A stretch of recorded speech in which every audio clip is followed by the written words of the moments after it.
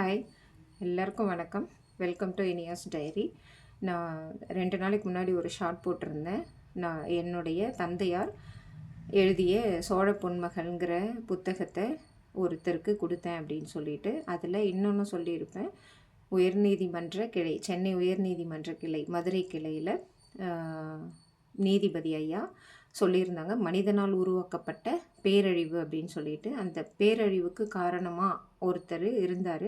அந்த பேரழிவுக்கு காரணமான மனிதருக்கு நான் அந்த புக்கை கொடுத்துருந்தேன், அவங்கள சொல்லுவேன் கண்டிப்பாக அப்படின்னு சொல்லிட்டு சொல்லியிருந்தேன் இல்லைங்களா. அதை நான் இன்றைக்கி சொல்கிறேன், கேளுங்க. அதாவது 2020ஆம் ஆண்டு என்னுடைய வாழ்க்கையில் இந்த பேரழிவு ஆரம்பமாச்சு. 2020ஆம் ஆண்டு 19/8/2020 அன்னைக்கு ஏதோ ஒரு சம்பவம் நடக்குது. இது 18/8/2020ஆம் நாள் நடந்த மாதிரி, அதாவது அங்கீகரிக்கப்பட்ட கையெழுத்து போட்டு கொடுத்துருக்காங்க. இதுதான் பேரழிவு.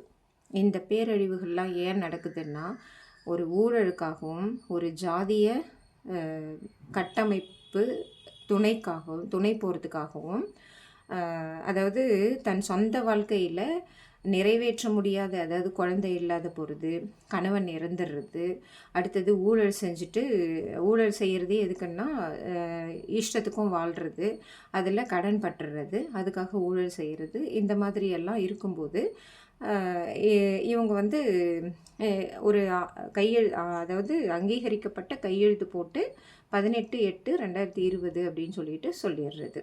அது பொய். இதனால் பாதிக்கப்படுறது யார்? என்னுடைய வாழ்க்கை. அதை தான் சொல்கிறேன். அதையும் அங்கீகரித்த ஒரு நபருக்கு தான் நான் தந்தேன் அந்த புக்கை. அதாவது அங்கீகரிக்கிறதுக்கு உண்டான கையெழுத்திடும் நபர் அப்படின்னுட்டு வச்சுக்கலாம், ஓகேவா. அவங்க அந்த கரூரில் இந்த துயர சம்பவம் நடந்தது இல்லைங்களா, அந்த ஊருக்கு பக்கத்தில் தான் இப்போ தான் நாமக்கல்ல இருக்காங்க. அந்த நாமக்கல்ன்ற ஊர்லேயும் இந்த மாதிரி தான் 19ஆம் தேதி நடக்கக்கூடியதை 18ஆம் தேதியே ப்ரீ பிளான் பண்ணி நடத்துவாரா? இவங்களெல்லாம் ஏன் விட்டு வைக்கணும்? இவங்களெல்லாம் ஏன் நீதிமன்றம் வரைக்குமே நான் போயிருக்கேன்னு சொல்லியிருக்கேன் ஏற்கனவே. இவங்களெல்லாம் ஏன் விட்டு வச்சுருக்காங்க? இதனால தான் மனிதனால் உருவாக்கப்படும் பேரழிவுகள் ஒரு சில சமயத்தில் மிக பெரும் விஸ்வரூபமாக எடுக்குது. இது எல்லாம் தடுக்கணும். தடுத்தால்தான் இதெல்லாம் நன்மையாக இருக்கும்.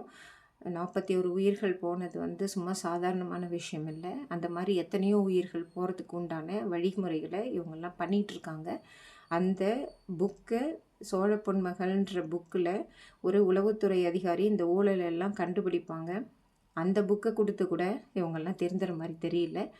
சமூக வலைத்தளங்களில் அவதூறு பரப்பாதீங்க அப்படின்னு சொல்லியிருக்காங்க. இது அவதூறு கிடையாது. 19ஆம் தேதி நடக்க போகிற ஒரு உண்மை விஷயத்தை 18ஆம் தேதி அப்படின்னு சொல்லிட்டு போகிறது தான் அவதூறு. சமூக வலைத்தளங்களில் மட்டும் இல்லை, அதாவது அங்கீகரிக்கப்பட்ட கையெழுத்து போட்டு மனிதனால் உருவாக்கப்படும் பேரழிவுகள் நிகழ்த்தப்படுகின்றன. இதையெல்லாம் தடுக்கணும். அதே மாதிரி தான் இப்போது சங்கம் அப்படின்னு சொல்லிட்டு ஏதோ பண்ணிவிட்டு சமூக வலைத்தளங்களில் பரவிட்டுருக்கு. அதையும் தடுக்கிறதுக்கான உண்டான முயற்சிகளை நான் பண்ணிகிட்ருக்கேன். இதில் என்ன சொல்ல வரேன்னா, மனிதனால் உருவாக்கப்படும் பேரழிவுகளை தடுக்கிறதுக்கு எத்தனையோ முயற்சிகள் நாங்கள்லாம் புக்கு கொடுக்குற மாதிரி, அந்த புக்கை படிக்கிறதுக்கு உண்டான மனநிலை இல்லாதவங்களுக்கு கூட நாங்கள்லாம் புக்கை கொடுத்து நல்ல சமுதாயம் உருவாகணும் அப்படின்னு சொல்லிட்டு நாங்கள் போராடிட்டுருக்கோம். ஆனால்